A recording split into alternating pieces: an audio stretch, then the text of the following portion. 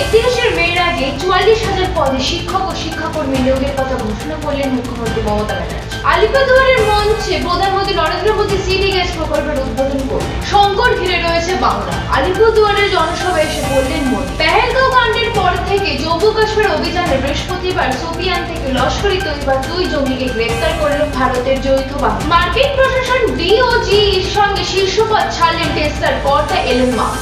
অপেক্ষার অবসান। মুক্তি পেল বহুল প্রতীক্ষিত কাজলের মা সিনেমার ট্রেলার। বিনোদন জগতে ফের দুঃসংবাদ। প্রয়াত তামিল চলচ্চিত্র জগতে বিখ্যাত অভিনেতা রাজেশ মৃত্যুকালে তার বয়স হয়েছিল 75 বছর। স্প্যানিশ দল রিয়াল বেটিসকে 4-1 গোলে হারিয়ে ইউরোপীয় ক্লাব ফুটবলের সমস্ত শিরোপা জিতে নিয়েছে চেলসি। মঙ্গলবার 10,000 মিটার রেসে ভারতকে 8 বছর পর সোনালী সাফল্য এনে দিয়েছিলেন গুলবীর সিং। সর্বশেষে পেদারা। আবহাওয়া দপ্তর সূত্রের খবর, আজ বৃহস্পতিবার কলকাতার সর্বোচ্চ তাপমাত্রা 31.4 ডিগ্রি সেলসিয়াস, সর্বনিম্ন তাপমাত্রা 25.8 ডিগ্রি সেলসিয়াস। আজ ভারী থেকে অতি ভারী বৃষ্টির সতর্কতা জানিয়ে দেওয়া হয়েছে কলকাতা, হাওড়া, হুগলি, উত্তর ও দক্ষিণ চব্বিশ পরগনা, পূর্ব মেদিনীপুর, পূর্ব বর্ধমান, মুর্শিদাবাদ ও নদিয়ায়।